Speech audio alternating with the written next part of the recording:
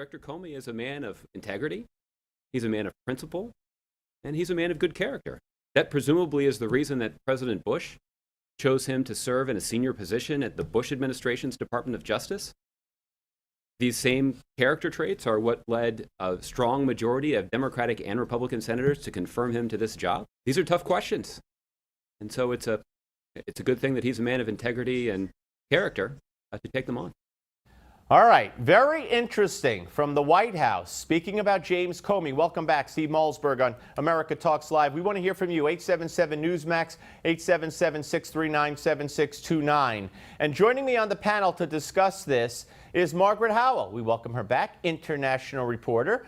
And Jim Hoft, founder of thegatewaypundit.com, conservative blogger and investigative reporter. All right. So, Jim, I'm a little puzzled here because it seems that in the face of everyone from Hillary Clinton on down on the Democrat side, including the media, jumping on board and trashing James Comey, the White House stands out like a sore thumb, defending the integrity of Comey and not saying we're not going to criticize him, blah, blah, blah.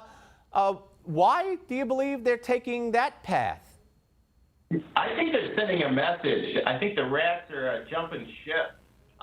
There's a report this morning that Michelle Obama has deleted some of Hillary's tweets, some of the tweets she had about Hillary Clinton. So it doesn't look good for Hillary right now. We're seeing this campaign take a nosedive, and we're seeing it in the polls, and now we're seeing it with some of these top Democrats, including Chris Matthews. Did you see that video? It's just unbelievable that they're all trashing Hillary. And it looks like she's alone on the ship now. Yeah. As a matter of fact, if we could let me know, guys, when 155 is ready to roll.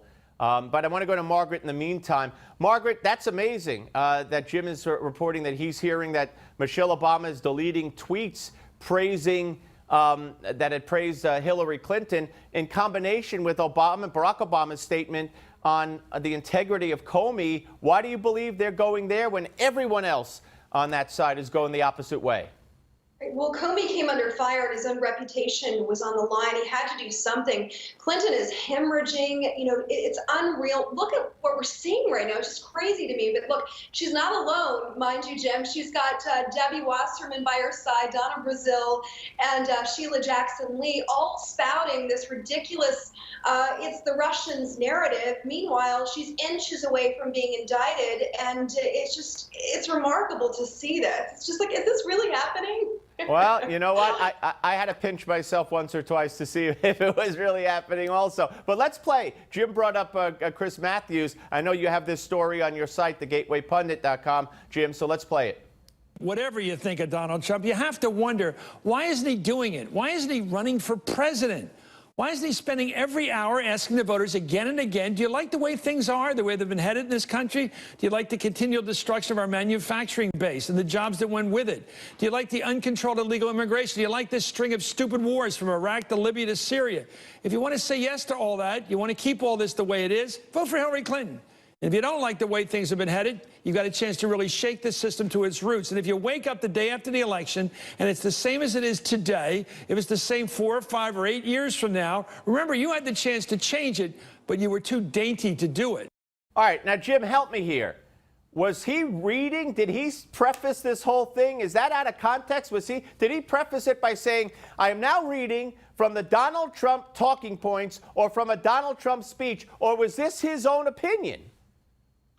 Boy, I'll tell you, he sounds like Michael Moore last week. Remember that endorsement for Trump? Yeah, but Michael Moore backed off and said that Right. he thinks Trump would be a disaster and he's supporting Hillary and he was tongue-in-cheek, blah, blah. But that's why I'm asking you, if this is Chris Matthews, what happened to the tingle up his leg?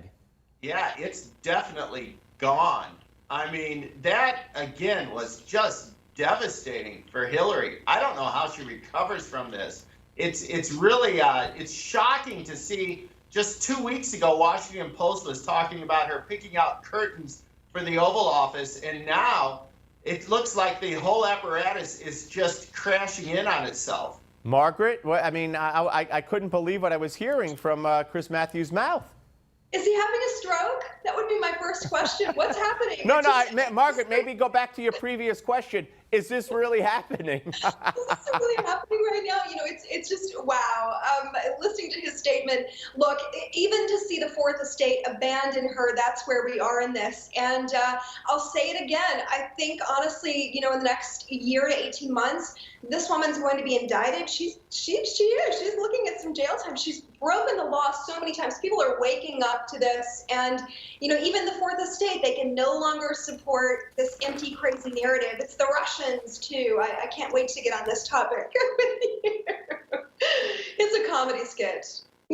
Yeah, this is crazy. I want to also, Jim, I think you had this on your site. Hillary was welcomed at some kind of, I think, an early voting facility, and there was a bunch of Trump supporters. We could put that picture up. I believe we have it. No, we don't have it yet. But, this goes along with the bizarre appearances by Tim Kaine, who is appearing before 30 people, 300 people in a school gym. Hillary at a bar in the morning in Miami Beach. I think you had that one up. What is going on with that campaign? Oh my gosh, it's crazy. Finally, we have the New York Times picture up, by the way. You see the Trump signs right there, more Trump signs than Hillary signs in a picture on the front page of the New York Times with Hillary. I don't know how that got past the editors, but that's an amazing shot. It shows really just how this campaign is going right now. Today, a Fox Business Network reporter said that they have a venue today for 200 people for Hillary, and across town in Orlando, Trump's going to be speaking to 10,000.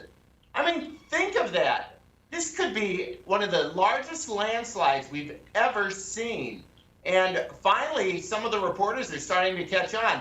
There is no enthusiasm for Hillary Clinton, none, and they're all bailing ship. Yeah, and Margaret, I hate to look at these polls because, but the Washington Post poll, which today has Trump up 1, and if it's consistent with what it's been, it's got only like 26% of Republicans and 8 or 9% more Democrats. Yet it's gone from 14 Hillary to 1 in favor of Trump. And I don't know if that's a true indicator because I didn't believe it when it was 14 the other way. So I don't know if I should believe it now. However, the real clear average is down to 2 or below. I don't know about a landslide, Jim, but Margaret, do you believe we are headed for a Trump victory? Oh, there's no question. Look, I don't know who they're polling, first of all, but your panelist, he hit it on the head. Every Trump event that we've covered, that we're on the ground, just surveying people, he always has tens of thousands. It's standing room only. It's electric. His energy is unbelievable. People, it's crazy to see it. Hillary, in contrast, sometimes she'll even use the same venue. She can't pack a high school gym to save her life. I don't know who they're polling. But Helmut Norpoth, who's a professor of political science, 1996, has been accurately predicting the outcome of elections here in the U.S. He says Trump has this in a landslide, and that's my consensus just from being on the ground and looking at the crowds. Megyn Kelly said this week, well, crowds don't really translate into votes. Well, yeah, they kind of do, actually. Yeah, and you bring up an interesting name there, Megyn Kelly. You know that Sean Hannity, Trump has a thing up today. He has focused his show on Trump. He's unabashedly pro-Trump, and there's an indicator. He's blowing everybody away in the nightly ratings, and I think that's a big indicator of where the country is. People want to see pro-Trump stuff because they're pro-Trump. Jim? Absolutely, Steve. I'm seeing that myself. I've been pro-Trump for a year now. My numbers are up. Last month I had over 1 million readers a day, Steve. Wow. It's crazy. Well, congratulations on that, by the way. Thank you. And we're seeing that with Hannity. I for one, am one of the viewers who turns off Megyn Kelly and comes back an hour later to turn on Hannity. Well, yeah, Megyn, never Trumpers. Megyn Kelly, I just can't. I can't anymore. I really can't.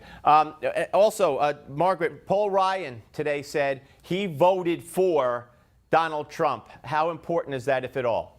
Well, he has to say this now because his own neck is on the line. Look, we saw the same thing with Marco Rubio. He said that he was voting for Trump as well, and they unsuccessfully staged this coup around 7-8 weeks ago. It didn't work.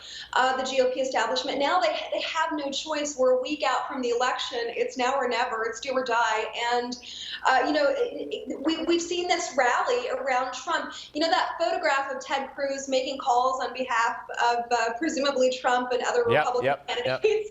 They have no choice at this point. Hey, Margaret, Jim, I thank you both very, very much. Really appreciate it. We'll speak to you both soon. And you are awake, Margaret. You are awake. Pinch yourself. Did you know, folks, that the FBI has 4 active investigations, I think it's 5, related to the Clintons? Sharyl Attkisson will have more on this, the great Sharyl Attkisson, when we return. Don't go anywhere.